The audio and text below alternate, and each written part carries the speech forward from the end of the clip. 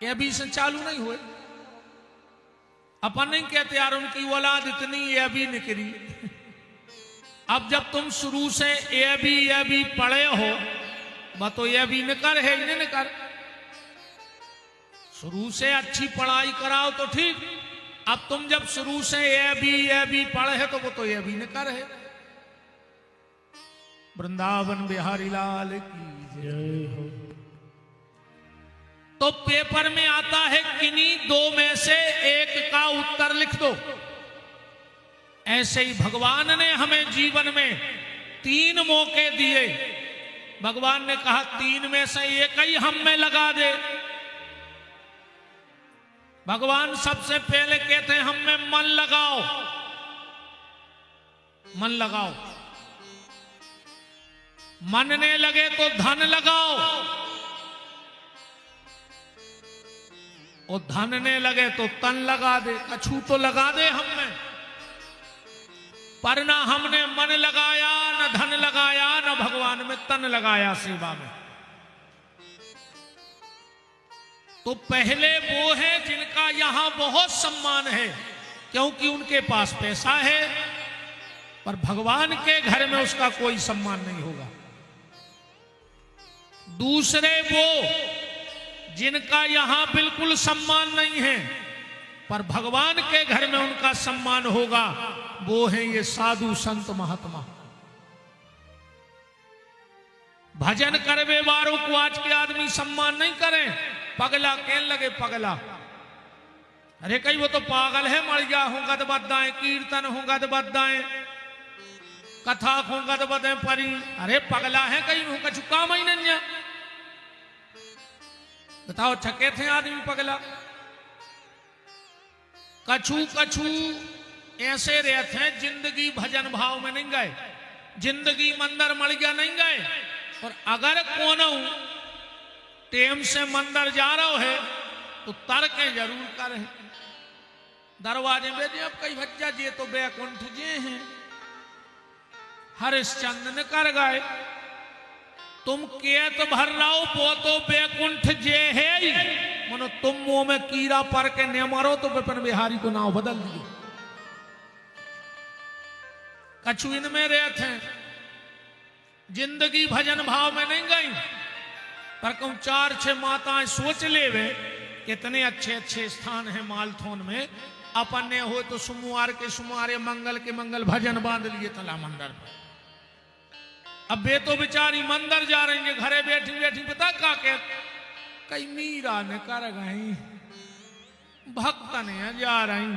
तो बातों भक्तन कहा तुमका डाय नहीं बैठी घरे के चुड़ैल नहीं आओ, मर जाओ मुंह में लखवा लगे। ऐसे कीड़ा पर है मुंह में, करो तो तुम तर्के बैठ के। तो भक्तों का यहां ज्यादा सम्मान नहीं होता, पर भगवान के घर में सम्मान होगा। तीसरे वो है ना जिनका यहां सम्मान है, ना उस ईश्वर के घर में सम्मान है। बे आए दारुगा।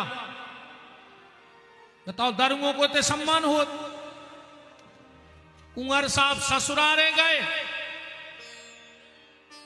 ससुरार वालों ने 2000 को गलीचा बिछाओ के लल्ला आ रहे। वो लल्ला गांव के खचा में डरो सुंगरा सो 3 घंटा को। लल्ला हो रहा कुत्ता। शराब पीने वाले का, जुआ खेलने वाले का, चुगली करने वाले का, चरित्रहीन का, गद्दार का, धोखेबाज का ना यहां सम्मान होता है, ना उसका भगवान के घर में सम्मान होता है। ये तीसरी कुर्सी है। और चौथी कुर्सी कौन सी है? चौथी कुर्सी है जिनका यहां भी सम्मान है और वहां भी सम्मान है। वो व्यक्ति वो है जिनके पास धन है और उस धन का उनने सदुपयोग किया है, अच्छे काम में लगाया है। तन को भगवान की सेवा में और मन को भगवान के भजन में लगाया है, उनका यहां भी सम्मान होगा और उनका भगवान के घर में भी सम्मान होगा। निवेदन आप सबसे मेरा वही है, जितना अधिक से अधिक हो सके इस मानव जीवन में भगवान का नाम ले लेना, क्योंकि भगवान के नाम की ताकत इतनी ताकत है। ब्रिटिश शासन था मुगल काल का, एक अंग्रेज ट्रेन से उतरा, स्टेशन के बाहर एक महात्मा जी बैठ करके माला कर रहे थे।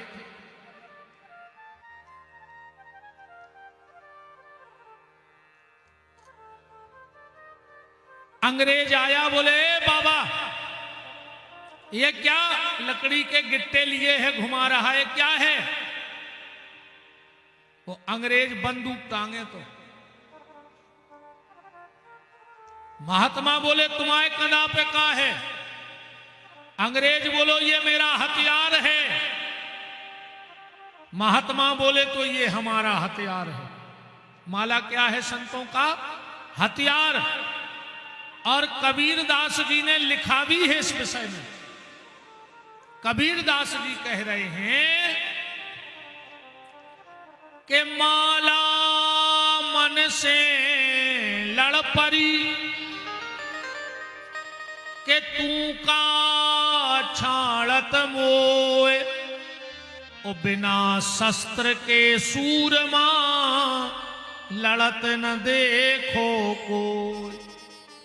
ये साधु का हथियार है।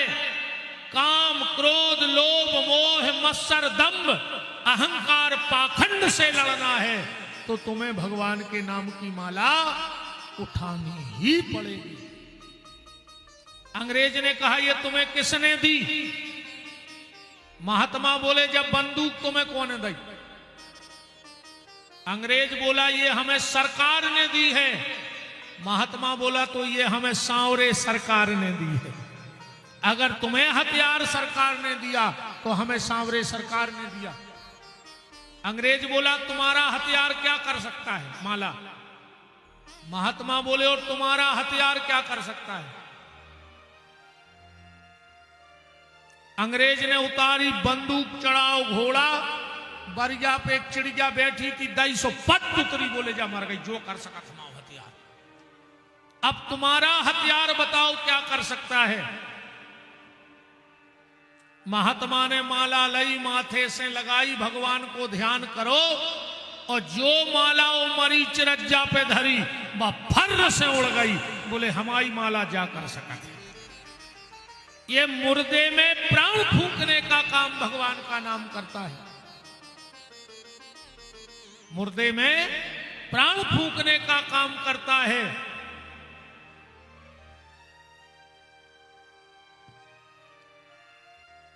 समझ गए बात? और इतने पे भी अगर भजन न करो तो घर के दरवाजे लिखवा दियो स्वर्गीय, मरैया गए तुम। गोस्वामी तुलसीदास जी ने लिखो है कि जिने हरि भगति, जिने हरि भगत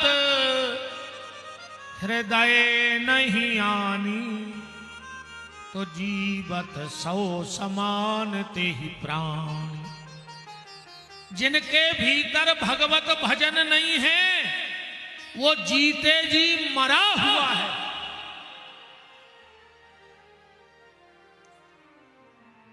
भगवान के नाम की वो ताकत है। गोस्वामी तुलसीदास जी को तो सभी जानते हैं, जिनके ग्रंथ को हम लोग सुन रहे हैं। गोस्वामी जी का जन्म हुआ, ध्यान से सुनना, माता पिता मर गए। एक चुनिया नाम की दासी हती, उसने पाला, कछु दिन में बाई मर गई। गांव के बोले रे जो तो भारी अभागो है रे, मताई खो खा गाओ, बाप खो खा गाओ, और जोन दासी ने पालो भाई मर गई। जिस दासी ने पाला वही मर गई। गांव के लोगों ने तुलसीदास जी को बाहर निकाल दिया। गांव के छोटे से बालक थे, इनका नाम था राम बोला।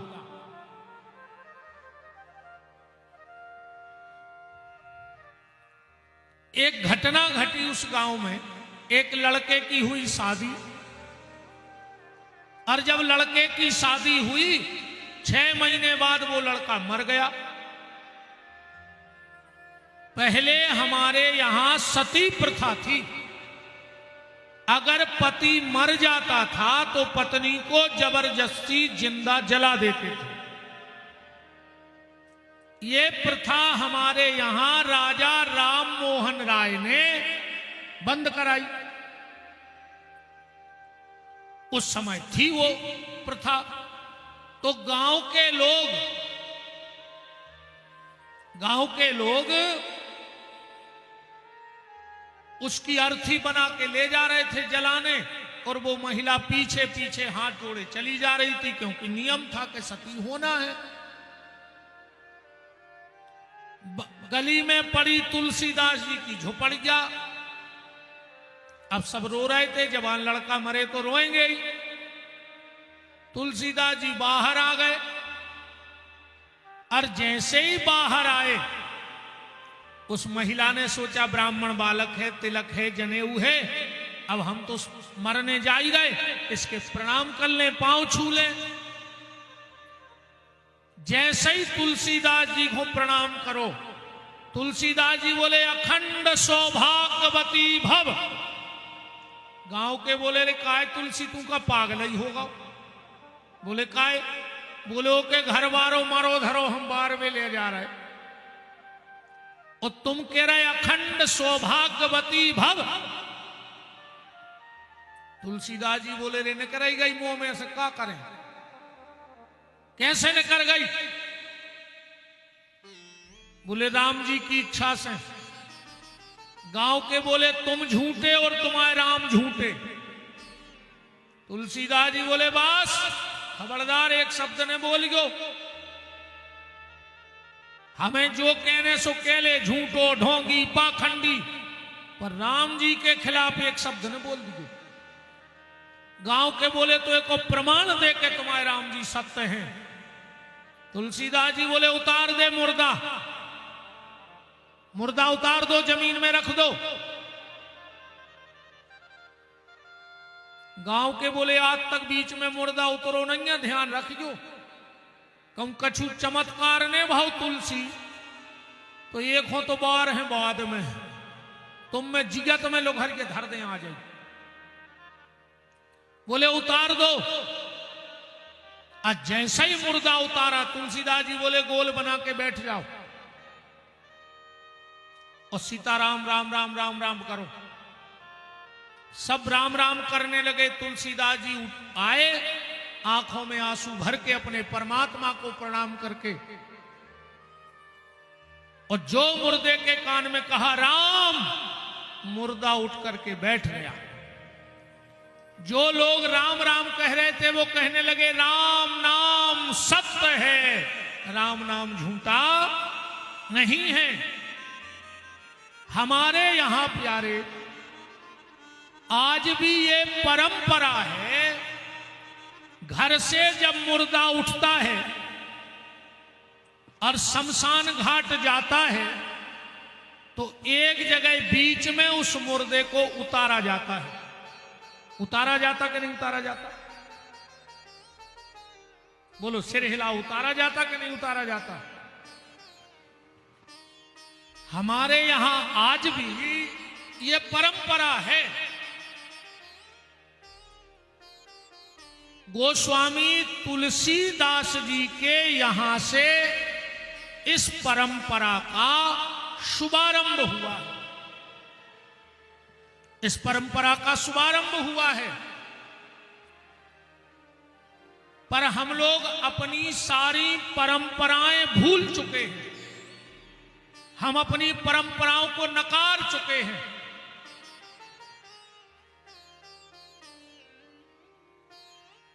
बड़ा ही मंगलमय सौभाग्य है इस कार्यक्रम के परम संयोजक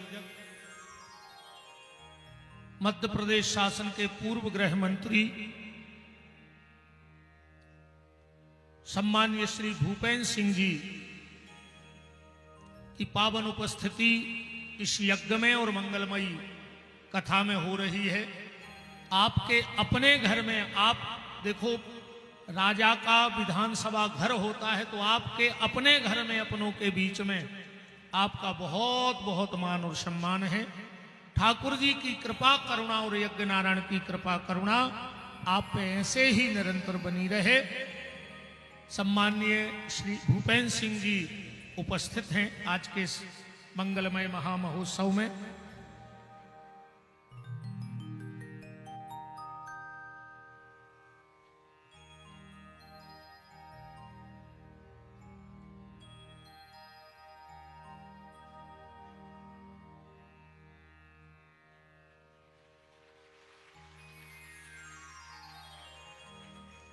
विराजिएगा।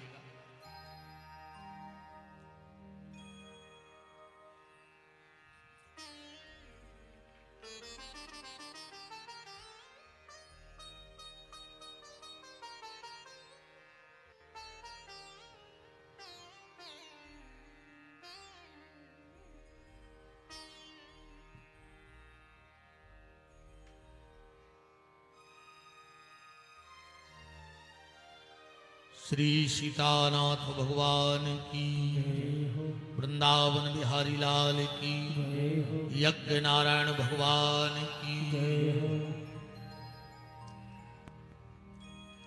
सभी लोग अपने यथास्थान विराज जाएं और कथा के भाव में जो हम लोग चल रहे हैं उसको आनंद के साथ कथा को श्रवण लाभ प्राप्त करें।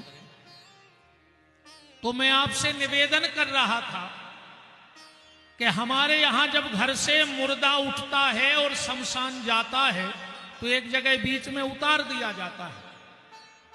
ये गोस्वामी तुलसीदास जी के यहां से परंपरा है। गोस्वामी तुलसीदास जी ने एक मुर्दे में प्राण फूंक दिए और उस दिन से आज भी हमारे यहां जब घर से मुर्दा उठता है तो उसको गली में उतारा जाता है। देखो, मेरा एक निवेदन है आप सबसे, हमारी जो सनातन की परंपराएं हैं वो धीरे धीरे लुप्त होती जा रही हैं। अपनो हाल ऐसो होगा अंधी घोड़ी फपूंदरे चना दे घना के घना। हमें अपनी किसी परंपरा का कोई पता नहीं है, बस चल रहा है। अपनी परंपराएं सनातन धर्म की ऐसे चल रही हैं जैसे हमारे यहां अष्टमी का पूजन होता है ना, पूरे घर के कमरा में बंद हो गए। जो घर का सबसे बुजुर्ग होगा वो हल्दी चावल रोरी लेके बैठ गए है। कई करो दादा पूजा, सो दादा ने चावल में फूल मिलाए और दाई दीवाल में कई जय हो माता, सब पे रक्षा करिए। अब उन दादा से पूछो कि दीवाल में कौन माता है, तो दादा को पता नहीं है। काहे? बोले हमारे पिताजी करते सो हम कर रहे, हमारे पिताजी करते सो हम कर रहे। ना पिताजी ने कभी हमें बताया, ना हमने कभी अपने बच्चों को बताया, और धीरे धीरे ये परंपराएं हमारे और आपसे दूर होती जा रही हैं। हर परंपरा की कहीं ना कहीं कथा है। सनातन धर्म की एक भी परंपरा ऐसी नहीं है जिसका प्रमाण पुराण में और शास्त्र में ना हो। अब आप इतने लोग बैठे हो, मैं एक व्यक्ति बता दो, हमारे यहां पहली बार ग्रंथि बंधन किसका हुआ था? गांठ जोड़ी जाती ना हमारे यहां शुभ कार्य में, पहली बार सनातन धर्म में ग्रंथि बंधन किसका हुआ? आज तक किसी को पता नहीं है। हमारे यहां जब बेटी का विवाह होता है तो हथलोई रख के कन्यादान होता है। बेटी के हाथ पे हथलोई रखी जाती है, उसके नीचे पिता हाथ लगाएगा, फिर माता, फिर होने वाला पति। पंडित जी मंत्र पढ़ेंगे, पहले पिता हाथ निकालेगा, फिर मां हाथ निकालेगी और फिर लड़की वो लोई पति के हाथ पे रख देगी। क्यों होता है हमारे यहां ऐसा? इतनी माताएं बैठी, मुझे एक माता बता दे सनातन धर्म में सबसे पहली बार बिछड़ी किसने पहनी थी? पांव में जो बिछुआ पहना जाता है। और आज भी परंपरा है, आज भी बिछड़ी पति की नहीं लगती, आज भी चढ़ाए के सामान में बिछड़ी नहीं आती, आज भी लड़की पक्ष से बिछड़ी दी जाती है। बुआ, मौसी, दीदी यही रिश्ते देते ना, बिछिया लेके जाते हैं। आज भी सारा जेवर पति लाएगा, पर कानों के झुमके मां दिलवाएगी। क्यों? एक माता बता दे, सनातन धर्म में सबसे पहली बार मंगलसूत्र किसने पहना था? इसमें काला मोती और सोने का मोती क्यों डलता है? आज तक किसी को पता नहीं। हमारे यहां आज भी शादी में परंपरा है कि 4 भावर में लड़की आगे रहती है। क्यों महाराज जी? और 3 भावर में लड़का आगे हो जाता है। ऐसा क्यों होता है? आज भी हमारे यहां परंपरा है कि जब बहू पहली बार हमारे घर आती है तो हमारे घर नहीं आती, किसी पड़ोसी के यहां उतरती है, रिश्तेदार के यहां, नातेदार के यहां, प्रेमी के यहां, जो भी हमारा कोई रिलेटिव है उसके। ऐसा क्यों होता है? हमने कभी जानने की कोशिश ही नहीं की। आज भी हमारे यहां जब कोई मर जाता है तो एक मिट्टी का मटका लेके उसमें छेद करके 7 परिक्रमा की जाती है। क्यों? इन चीजों को जानने की कोशिश करो, वरना आने वाली हमारी औलाद सब भूल जाएगी। बहुत परंपराएं, दुनिया की ऐसी कोई सनातन धर्म की परंपरा नहीं जिसका लेख वेद पुराण शास्त्र में ना हो। इसमें 90% गलती है हम जैसे व्यासों की और 10% गलती है आप जैसे श्रोताओं की। आजकल व्यासों को भी कोई काम धाम नहीं, बस अकेले संगीत वाले बैठे हैं, ताली ठोको, नचो गाओ, घर जाओ, हो गई कथा। 2-3 घंटे की कथा में धमचिक धमचिक धमचिक करो, खूब नाचो गाओ और जाओ। आजकल कथाएं कम, नचाई ज्यादा होने लगी कथाओं में। पंडित जी ने हर 5 मिनट पे एक भजन गाया, सब लोग उठ के नाचने लगे। कुछ लोग कहते वो मीरा का भाव था, तो मीरा ऐसे नहीं नाचती थी कि पहले किसी को मोबाइल दे देती कि जरा रील बना लेना, लगा लेंगे स्टेटस पे। ऐसे नहीं नाचती थी। इन परंपराओं का ज्ञान करो। और कुछ परंपराएं, हम लोगों की हालत ये हो गई है कि हुआ ज्यादा है, बस पता था कुछ नहीं है, बस ये करते थे तो हम कर रहे, हम करते हैं तो वो कर रहे। हमारी हालत ऐसी है, एक रानी के पांव दबा रही थी उसकी नौकरानी सेविका। समझ लेना हमारी क्या हालत होके रह गई है। रानी के पांव दबा रही थी। रानी बोली कि नौकरानी तू तो आज बड़ी खुश लग रही है, बात क्या है? बोले महारानी खुशी की बात ही है। बोले क्या? बोले गुल्लू हुआ है, गुल्लू। रानी ने कहा ये तो बड़ी खुशी की बात है। तुरंत दूसरी नौकरानी से कहा मिठाई लाओ, इसका मुंह मीठा कराओ, गुल्लू हुआ है। तो नौकरानी को मिठाई खिलाई और एक मीठा रानी भी खाने लगी। इतने में आ गए राजा साहब। बोले रानी तुम तो मीठा खाती नहीं थी, आज मीठा क्यों खा रही हो? अरे बोले महाराज बड़ी खुशी की बात है, गुल्लू भाव गुल्लू। तो राजा ने कहा हमें भी मिठाई खिलाओ। राजा ने भी मिठाई खाई। बगल में खड़ा था मंत्री। राजा बोले मंत्री तू भी मिठाई खा। बोले क्यों? बोले गुल्लू हुआ है। तो मंत्री ने कहा साहब फिर दो दो, एक पत्नी को एक हमें। राजा ने 2 मीठा के पीस दाए, एक मंत्री ने खा लो। घरे गए, पत्नी से बोले लो। बोले क्यों? बोले गुल्लू हुआ है, गुल्लू। तुमसे किसने कहा? बोले राजा ने।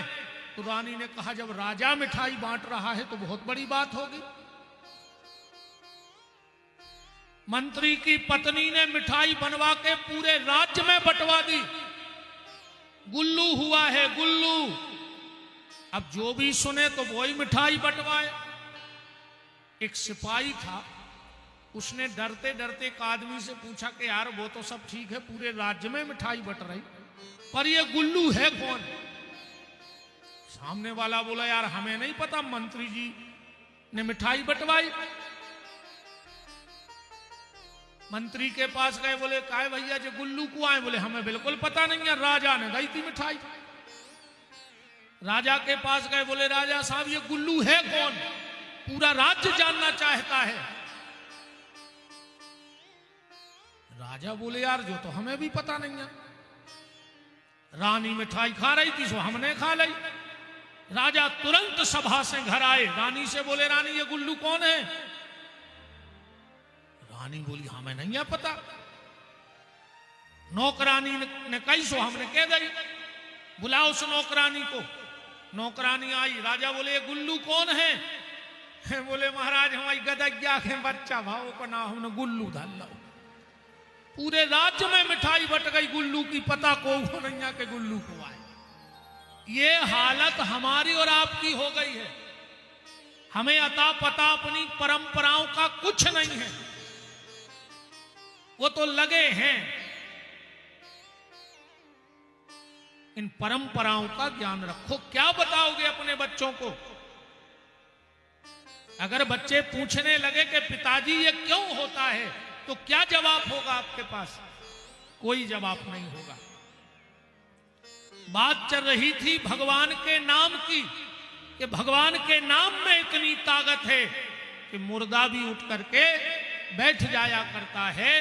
तो ये परंपरा, तो एक बात भर हमारी ध्यान से सुन लो।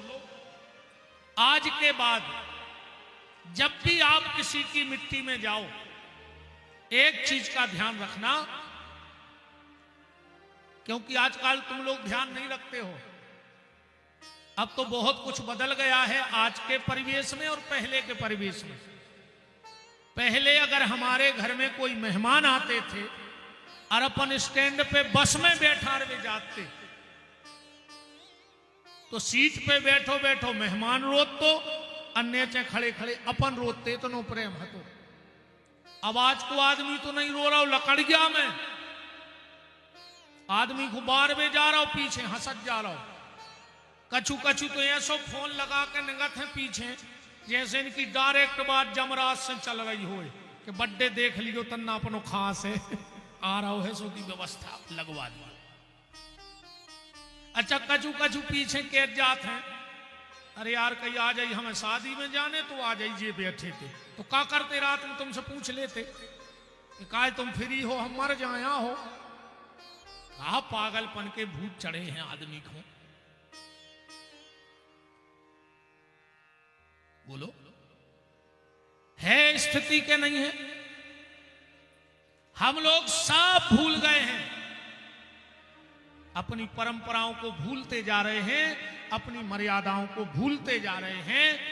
तो निवेदन मेरा बस यही है कि भगवान का नाम जपो, अपनी परंपराओं का ज्ञान रखो। कल आप राम जी के जन्म की कथा सुन रहे थे। राम और रावण के बीच में, राम और रावण के बीच में जो वार्तालाप, जो चरित्र, जो व्यवहार हुआ, उसी का एक ग्रंथ बनाया गया, रामचरितमानस। अगर आपको रामायण को समझना है तो सबसे पहले राम को और रावण को समझना होगा। और अगर आप राम और रामायण को, रावण को समझ गए, तो मैं चैलेंज देता हूं पूरी रामायण तुम्हें अपने आप समझ में आ जाएगी। राम में रावण में अंतर कितना है? राम और रावण को एक मनुष्य ना मानकर एक वृत्ति मान लो। राम एक वृत्ति है और रावण एक वृत्ति है। क्या वृत्ति है? मेरे पास, रावण और राम में अंतर बता रहा हूं आपको, दुनिया में जो भी सुंदर है वो मुझे चाहिए। दुनिया में जो भी सुंदर है वो मुझे चाहिए। अगर ऐसी वृत्ति तुम्हारे भीतर है तो तुम ही कलयुग के रावण हो। और अगर जो मेरे पास है वो सबसे ज्यादा सुंदर है, अगर ऐसी वृत्ति है तो तुम ही कलयुग के राम हो। जो मेरे पास है वो सबसे अच्छा है, और जो सबसे अच्छा है वो मुझे चाहिए। देखो, राम इच्छाओं से मुक्त थे और रावण इच्छाओं से युक्त था। रावण इच्छाओं से युक्त था और राम जी इच्छाओं से मुक्त थे। राम ने पूरे जीवन में अपना जमीर बचाया, जमीर बढ़ाया, और रावण ने पूरी जिंदगी अपनी जमीन बढ़ाई। जमीर और जमीन की लड़ाई ही राम और रावण की लड़ाई है। अच्छा, एक बात बताना, सब अच्छे सुधीय श्रोता बैठे हो, सब आचार्य जी हरे में बैठे हैं। राम जी का जन्म कब का है? कब का है राम जी का जन्म? रामनवमी का है ना, सबको पता है। अच्छा, राम जी गए किस दिन इस दुनिया से? ये किस किस को पता है? एक आदमी हाथ उठा के बता दो कि राम जी फला तिथि में फला महीने में गए हैं। मैं बिल्कुल खुला चैलेंज दे रहा हूं, एक आदमी हाथ उठा के बता देगा कि फलानी तारीख में फलानी तिथि में फला महीना में राम जी इस दुनिया से गए। कई लोग कहते नेट में सब कुछ है, कर लो सर्च, वो भी छुट्टी है तुम्हारे लिए। हर जगह नेट काम नहीं करता है, हर जगह कर लो नेट पे सर्च, जे को मोबाइल लाए हो राम हमें बता दो कि जो है। चलो, रावण किस दिन मरा? दशहरे को जलाया जाता है, सबको पता है। अच्छा, रावण को जन्म कब को है? हमें जा बता दीजिए, मैं दम हो इसको कर लो सर्च। रावण को जन्म बता दो आप तो हमें कि इस तारीख में रावण का जन्म हुआ है। किसी को पता नहीं है, ईमानदारी जाहे हमें भी पता नहीं है। भगवान के धाम पे कह रहे हमें भी पता नहीं है कि राम जी कौन दिन गए और रावण का जन्म कब का है। तो जब ये बात हमें भी पता नहीं है तो हम ये क्यों पूछ रहे हैं? हम आपको वो सार तक ले जाना चाहते हैं, ध्यान से सुनना, कि पूरे संसार को राम जी का जन्म पता है पर राम जी के जाने का पता नहीं है, और रावण के जाने का पता है, आने का पता नहीं है। मतलब राम है अच्छाई, और अच्छाई के आने का पता रखना, जाने का पता नहीं होना चाहिए।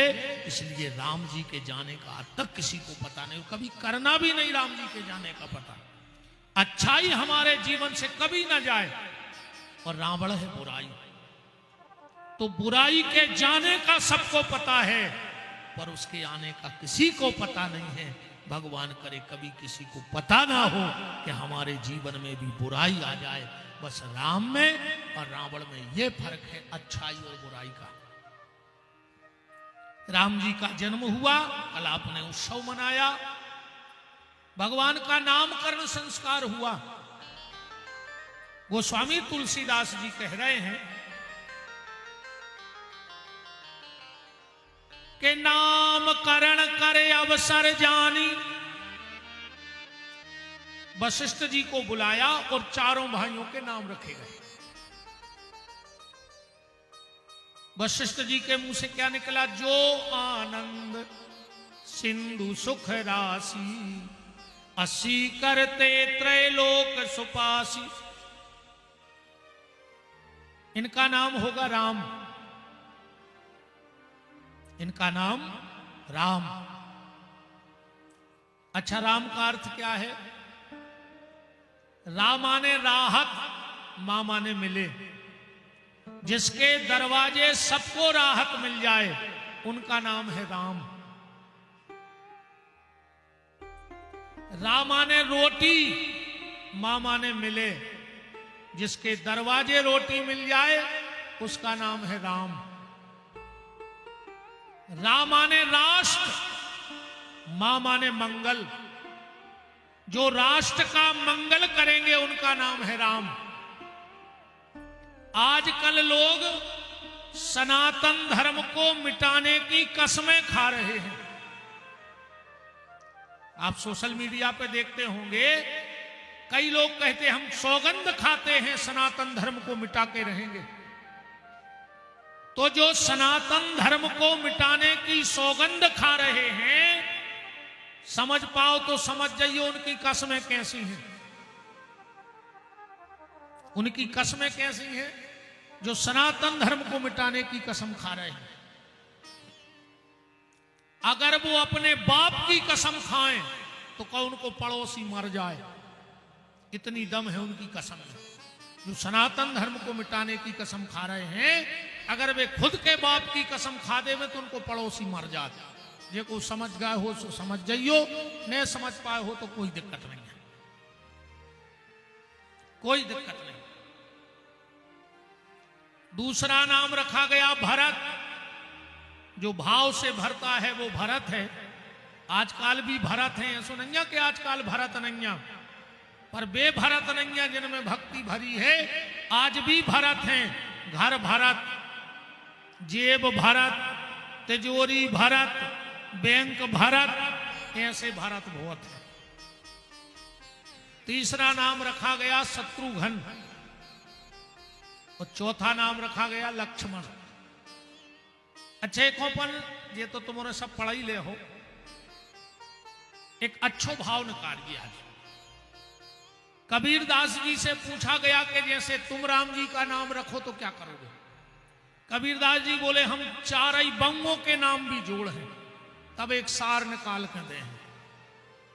बोले तो रख दो, चारई बंगों के नाम उठा लो, चारई लड़कों के, और बनाओ सार। बोले हम आगे से नाम नहीं रख, हम पीछे से नाम रखेंगे। बस 2 मिनट बाद, 2 मिनट मात्र, हम पीछे से नाम रखेंगे। बोले रखो। तो सबसे पहला 8 में किसका नाम आएगा? श्रुति कीर्ति, शत्रुघ्न की पत्नी, सबसे छोटी रहेगी। कबीरदास जी कहते बस यहां से बात को पकड़ो। श्रुति कीर्ति, शास्त्र को पढ़ो और शास्त्र को सुनो तो क्या होगा? बोले शत्रुघ्न आ जाएगा। तुम्हारे भीतर के जो शत्रु हैं वो अपने आप धीरे धीरे खत्म होने लगेंगे अगर तुम शास्त्रों से, सत्संग से जुड़ जाओगे तो। बोले फिर क्या होगा? फिर क्या होगा? बोले फिर आएगी उर्मिला, लक्ष्मण की पत्नी। ये उर माने हृदय, ये भगवान से मिलने को तड़पने लगेगा। जब भीतर के शत्रु मरेंगे तो ये हृदय भगवान से मिलने को तड़पेगा। बोले फिर क्या होगा? बोले उर्मिला के बाद आएगा लक्ष्मण, मतलब ये मन लक्ष्य की तरफ दौड़ेगा, फिर ये दुनिया में नहीं दौड़ेगा। जिस दिन भगवान से प्यार की ललक जग गई तो ये मन दुनिया में ना जाकर लक्ष्य की तरफ दौड़ेगा। बोले फिर क्या होगा? बोले मांडवी। मांडवी माने भरोसा, धीरे धीरे तुम्हें भगवान पे भरोसा होने लगेगा। फिर आएगा भरत, भाव तुम्हारे भीतर भरेगा। और जिस दिन भाव भर गया तो क्या होगा? बोले फिर आएगी सीता। सीता माने शांति, सहजता, सरलता, सहनशीलता। और जिस दिन ये सब चीजें तुम्हारे भीतर आ गई तो इसी मन में राम प्रकट हो जाएंगे। ये कबीरदास जी का पूरा नाम का विश्लेषण है।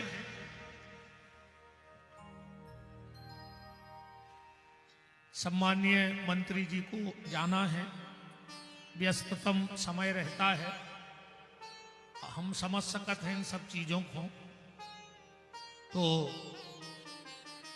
मैं निवेदन करता हूं कि वो 2 शब्द अपने परिवार से सुख दुख की बातें करें।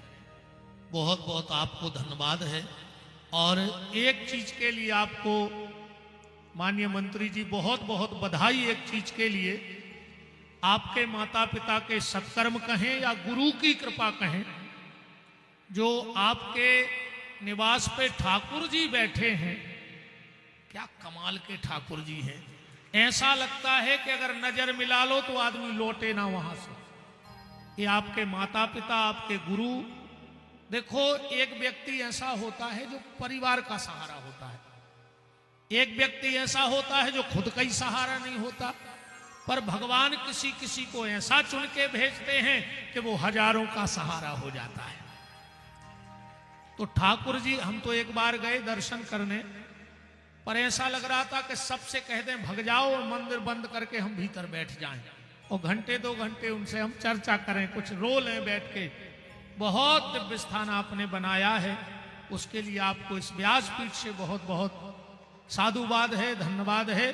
और ये आपके भाव, क्योंकि भगवान की मूर्ति सुंदर नहीं होती, भक्त के भाव सुंदर होते हैं। भक्त का जितना गहरा भाव प्रतिमा में होता है, भगवान उतने सजीव उस भाव के द्वारा दिखने लगते हैं। तो बहुत बहुत साधुवाद आपके लिए। सम्मानीय मंत्री जी, 2 शब्द।